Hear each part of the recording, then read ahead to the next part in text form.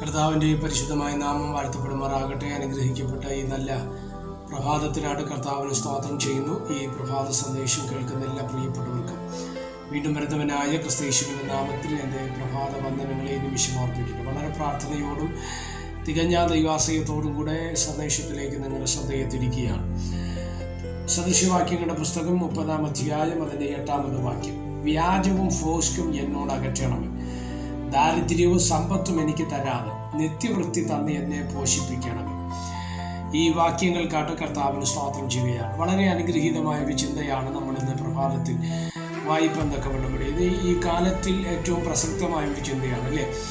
പലപ്പോഴും നമ്മുടെ വിശ്വാസ ജീവിതത്തിൽ അല്ലെങ്കിൽ വിശ്വാസ മക്കളുടെ ഇടയിൽ കണ്ടുവരുന്ന ഒരു പ്രവണതയാണ് സമൃദ്ധിക്ക് വേണ്ടി പ്രാർത്ഥിക്കുന്ന ഒരു തലം. ഇന്ന് നമുക്കറിയാം, ഇന്ന് നമ്മുടെ ആത്മീയ സമൂഹത്തിനിടയിൽ പ്രോസ്പെരിറ്റി തിയോളജിക്ക് അല്ലെങ്കിൽ സമൃദ്ധിയുടെ സുവിശേഷത്തിന് പ്രാധാന്യം കൊടുക്കുന്ന ഒരു ഗ്രൂപ്പ് തന്നെ ഉണ്ട്. സ്തോത്രം. സമൃദ്ധി മാത്രമേ ഉള്ളൂ, കഷ്ടതയില്ല, ഞെരുക്കമില്ല, പ്രയാസമില്ല എന്നൊക്കെ പറയുന്ന വ്യക്തികളെയും അങ്ങനെയുള്ള മിനിസ്റ്റേഴ്സിനെയും ശുശ്രൂഷകന്മാരെയും നമുക്ക് കാണുവാൻ തക്കവണ്ണം കഴിയും. വേദപുസ്തക പ്രകാരം നമ്മൾ പഠിക്കുമ്പോൾ അതിന് യാതൊരു അടിസ്ഥാനവും ഇല്ലാത്തൊരു വിഷയമാണ് അല്ലേ.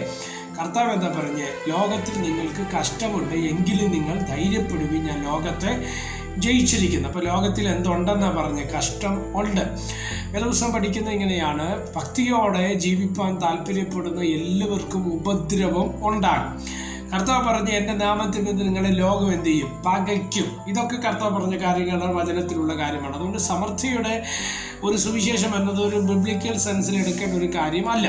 അപ്പോൾ ഒരു അനുഗ്രഹം നമുക്ക് വേണ്ടേ? ഒരു സമൃദ്ധിയുടെ അനുഭവം നമുക്ക് വേണ്ടേ? ഒരു സാമ്പത്തിക അനുഗ്രഹം, ഒരു സ്ഥിരമായ ഒരു സാമ്പത്തിക വിശാലത നമ്മുടെ ജീവിതത്തിൽ അനിവാര്യമല്ലേ? ആണ്. പക്ഷെ എങ്ങനത്തെ നന്മയാണ് നമ്മുടെ ജീവിതത്തിൽ ആവശ്യമാണ്? അതിനുള്ള മറുപടിയാണ് സദൃശ്യവാക്യങ്ങളുടെ പുസ്തകം 30-ാം അധ്യായത്തിൻ്റെ 8ഉം 9ഉം വാക്യങ്ങൾ നമ്മൾ വായിക്കുമ്പോൾ കാണുവാൻ തക്കവണ്ണം വരുന്നത് അല്ലേ. വ്യാജവും ഫോഷ്കും എന്നോട് അകറ്റണമേ, ദാരിദ്ര്യവും സമ്പത്തും എനിക്ക് തരാതെ നിത്യവൃത്തി തന്ന് എന്നെ പോഷിപ്പിക്കും. അപ്പൊ ദാരിദ്ര്യവും വേണ്ട, സമ്പത്തും വേണ്ട, ഇത് രണ്ടും വേണ്ട. പിന്നെ എന്താ വേണ്ടിയത്? നിത്യവൃത്തി തന്ന്, അതായത് അന്നെന്നുള്ളത് നൽകി. ഇത് തിരുവചനമാണ്. യേശു പഠിപ്പിച്ച ഏറ്റവും വലിയ ചിന്തയാണ് അല്ലേ. അന്നെന്നുള്ളതേക്കുള്ള ക്ലേശം മതി, നാളെക്കുറിച്ച് നീ എന്ത് ചെയ്യരുത്? ചിന്തിക്കരുത്. ആകാശത്തിലെ പറവകളെ നോക്കുവിന്, വിതയ്ക്കുന്നില്ല, കൊയ്യുന്നില്ല, കളപ്പുരയിൽ സൂക്ഷിക്കുന്നില്ല. അപ്പൊ ദൈവ കർത്താവ് നമ്മളെ പഠിപ്പിച്ചത് അന്നേക്കുള്ള ക്ലേശം എന്ത് ചെയ്ത് മതി, അന്നേക്കുള്ളത് മതി എന്നാണ് കർത്താവ് നമ്മളെ പഠിപ്പിച്ചത്. അതാണ് ഇവിടെയും പറയുന്നത്. നിത്യവൃത്തിക്കുള്ള സ്തോത്ര നന്മകൾ അതെൻ്റെ ജീവിതത്തിൽ മതി.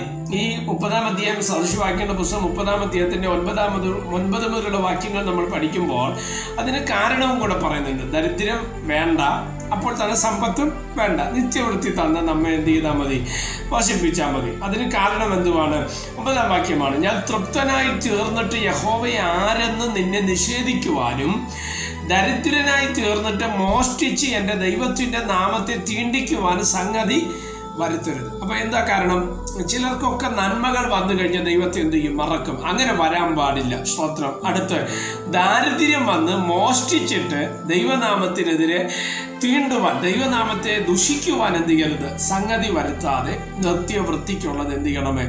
നൽകണമേ. അങ്ങനെയെങ്കിൽ ഈ സന്ദേശം കേൾക്കുന്ന നിങ്ങളോട് ഞാൻ പറയാം, അന്നേക്കുള്ള ക്ലേശങ്ങൾ തന്ന്, അന്നേക്കുള്ള നന്മകൾ തന്ന് നമ്മെ പരിപോഷിപ്പിക്കുവാൻ കഴിയുന്ന ഒരു ദൈവമുണ്ട്. അതുകൊണ്ടാണ് യാക്കോബിന്റെ ലേഖനത്തിൽ ഇങ്ങനെ വായിക്കുന്നത്: ജീവനും ഭക്തിക്കും വേണ്ടിയതെല്ലാം കർത്താവ് നമുക്ക് നൽകി തരുവാൻ തക്കവണ്ണം ശക്തനാണ്.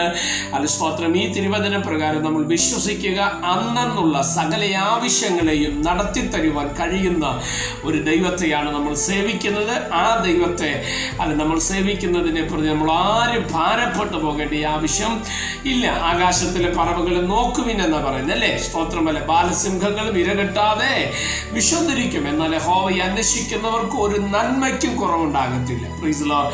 ഒരു നന്മയ്ക്കും കുറവില്ലാതെ സ്തോത്രം. അത്യന്തമായ സമൃദ്ധിയല്ല, പകരം അന്നന്ന് നമുക്ക് വേണ്ടിയതെല്ലാം നൽകി നമ്മുടെ ആവശ്യങ്ങൾ ഇന്നതെന്ന് അറിഞ്ഞ് നമ്മെ പരിപാലിക്കുന്ന ഒരു ദൈവമുണ്ട്. ആ ദൈവം പ്രവർത്തിക്കാതെ നമുക്ക് കാത്തിരിക്കാം, പ്രാർത്ഥിക്കാം. പരിശുദ്ധനായ ദൈവമേ, സ്വർഗീയ നല്ല പിതാവേ, സന്ദേശത്തിനാണ് നന്ദിയോടെ കർത്താവിന് സ്തോത്രം ചെയ്യുന്ന ഈ സന്ദേശം കേൾക്കുന്ന എല്ലാ പ്രിയപ്പെട്ടവരെ തൃക്കരങ്ങൾ തരികയാണ്. അവിടെ നിന്ന് ചെറുകടിയിൽ മറയ്ക്കണം. കൃപ കൂടെ ഇരുന്നാട്ട് ബലമങ്ങേക്ക്, മഹത്വം അങ്ങേക്ക്. യേശു കർത്താവിൻ്റെ നാമത്തിൽ പ്രാർത്ഥനകളെ കേൾക്കണം. സ്വർഗീയ നല്ല പിതാവേ, ആമേൻ. എല്ലാവരെയും ദൈവം അനുഗ്രഹിക്കട്ടെ. God bless you.